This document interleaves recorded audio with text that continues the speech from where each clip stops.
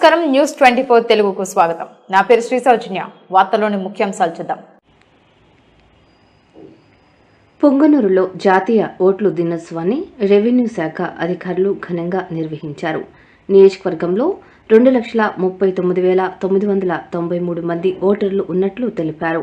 MRO రాము ఆధ్వర్యంలో పొంగనూరు పట్టణ వీధుల్లో ర్యాలీగా వెళ్లి గోకుల్ సర్కిల్లో మానవహారంగా నిలబడి ప్రతిజ్ఞ చేశారు. ఈ సందర్భంగా సీనియర్ ఓటర్లను సన్మానించారు.